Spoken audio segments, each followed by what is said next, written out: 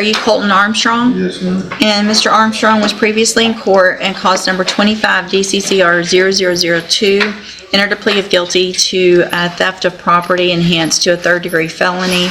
There was an agreement for a 10-year term to be probated for 10 years. There was not going to be a fine and $20,000 in restitution.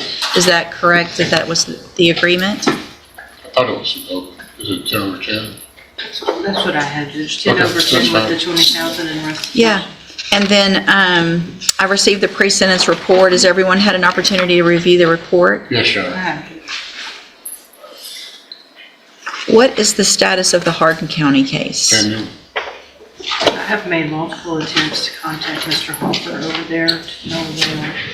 I'm sorry. Okay. I've spoken with him about it. He doesn't, at this stage, isn't offering probation. I think what I would do, once Mr. Armstrong gets granted probation here, he would post a bond on that case and then just set it on the regular trial docket in Judge Thomas's court. And offers tend to change over the course of the pendency of the case. I think Mr. Hoffer's going to retire probably before the case will be reached for trial. Judge, our position, I'm not I know. being flippant. It'll be assigned to someone else. our Yeah. position on this was to make this offer obviously conditioned on the amount of restitution and his paying the restitution. As you can see, he pled to more than one paragraph, which elevated it to Sure. 10 over 10. And we would, of course, be asking for the full 10 on the revocation. Right. And y'all also, I guess, understand the recommendation that was made after the substance abuse assessment with regard to ISF cognitive and then JCDI after. I would let Mr. Armstrong speak to that, Your Honor. I think and in counseling with him, he advises that he thinks he's at a point now where he has a new child, needs to be there for his family to support. Well, based on the criminal history and the 2 different probations that have already been revoked, if I'm going to go along with the agreement, then I want him to have every tool to be successful. Yeah. And that's what's going to happen. So it's not necessarily meant to be a punishment, but if that's what's recommended, then they're the professionals, and I want to give you all those tools so that you can be professional, be there for yourself, your kid, and everything else. So then, anything else? Cognitive track or something. Cognitive track, and then JCDI as aftercare. So there, he gets both. The problem there, Your Honor, is that he does have a pending case in Hardin County, so I don't know that he will be able to go to that. He's going to have to be, once I'm done, they'll transport him over there because there will be a hold here, and he'll have to get that case taken care of before he goes, one way or the other. So if he were to post bond, I guess he would still be. He won't have a bond. He won't be able to get out in this That's what I'm case saying. because he'll have an ISF hold. Okay. So, and if something happens and that case does not get resolved, file something, let me know, and depending on the time frame that he's sitting, I might reconsider, but I want to at least order that, and then we'll go from there. Since he's getting probation here, that may impact. Right.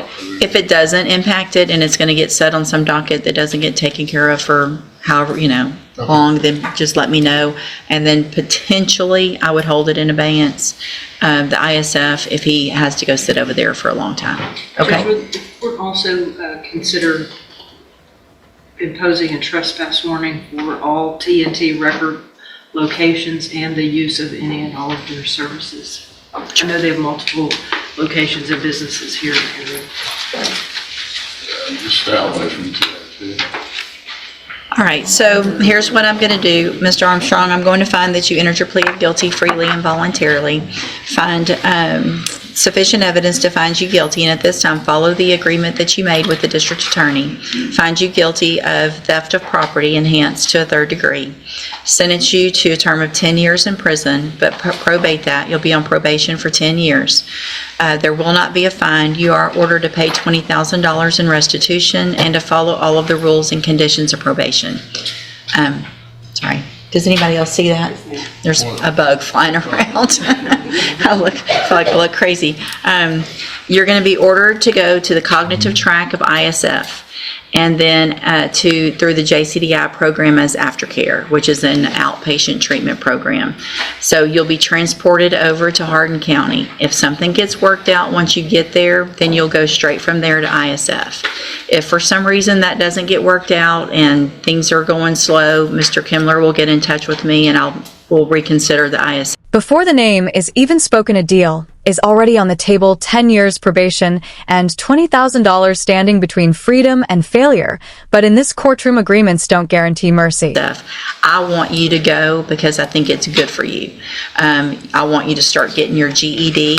I'm going to order that as a condition of your probation. You are required to, once you're out, and there might even be the opportunity in ISF to start that. I'm not sure. But if not, once you're out, within 30 days of being out, I want you to start that program. Again, that's going to be helpful for you, for your children, to get better jobs, and so that is part of your probation. You are ordered to not be on the premises of or use the services of TNT Record as a condition of your probation also. I'm going to hand you the trial court certification that shows that this was an agreement that I followed, and so you've waived your right to appeal. I have also handed you a written admonishment regarding your ineligibility to possess a firearm or ammunition.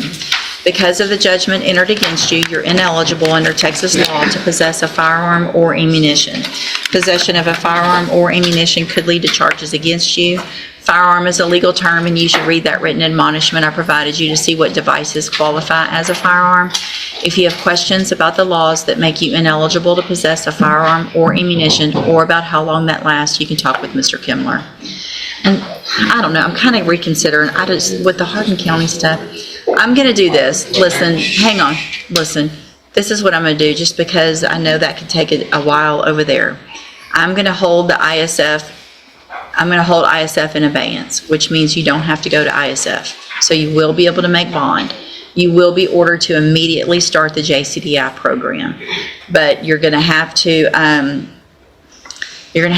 change your behavior on your own without that 90-day program.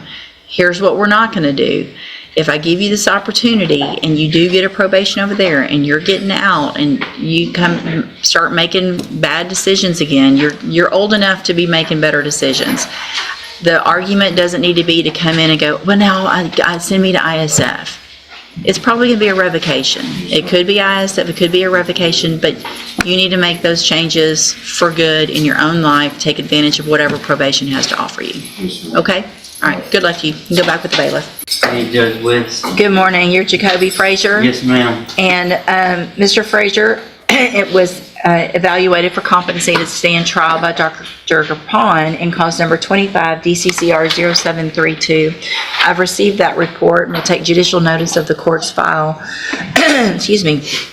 That report is dated November 3rd of 2025. The finding is that Mr. Frazier is competent to stand trial. Yes, ma'am. And is there any other evidence with regard to competency? No, Your Honor. Not from the state yet. All right, then at this time, I will make the finding that Mr. Frazier is competent to stand trial. And then, Ms. Holmes, do you need some time to get out and visit with him with that? And I do know that last time we did have a plea agreement. I believe we had done the paperwork, but then there were some issues where he was needing to be examined. okay, if y'all want to attempt that, I can hold it. If you want Okay. to try to go through it today, then we can take all that into consideration and see if we can get there. Yes, ma'am. Okay. Yeah, I'll try to do that. Okay, I'll hold it to see if we can get it taken care of. And if you need more time, just let me know. You're gonna talk to me today? You still have the paperwork? Hold on. Do you want to talk to him for a minute first? And then, Yeah, let me. okay, check go ahead and real quick. send it, but y'all visit and I'll hold it for a second. Okay. All right, again, you're Jacoby Frazier? Yes, ma'am. So, Mr. Frazier, I gave you an opportunity to visit with Ms. Holmes about your case. You had already entered a plea of guilty before, and we had come back for sentencing, and then I wanted you to visit with that doctor to make sure that you understood everything. No, I understand. And so, do you want me to go forward with your sentencing today and give you that probation that y'all talked Yes, about? ma'am. Any issues, Mr. Coleman? No, Judge. So, Mr. Frazier, I'm going to follow the agreement that you made previously with the district attorney. Find that you entered your plea freely and voluntarily. Again, find that you are mentally competent. Sentence you in accordance with that agreement. I'm going to defer all proceedings for a period of 4 years. You will be ordered to pay a $500 fine, and you're going to be ordered to follow all of the rules and conditions of probation. Part of those conditions are that you follow through with any treatment for mental health care through Spindletop. So if there's classes or counseling or medication whatever it is, that's now not just part of what you probably need to do, but it's part of your probation. You understand? Yes, ma'am. So if you don't go to your appointments at Spindletop and you don't take your medicine like you're supposed to, then it could end up with your probation getting revoked, and you could go to prison for up to 10 years. Do you understand? This is where the numbers start to matter. Multiple offenses elevate the charge, and probation stops being kindness and starts being risk. The court isn't asking if he broke the law, it's asking if he'll break it again. Yes, ma'am. So it's very important that you do everything your probation officer tells you. Okay? So I'm going to hand you the trial court certification that shows this was an agreement that I followed, and so you've waived your right to appeal.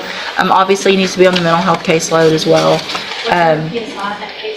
Yeah, it was already done.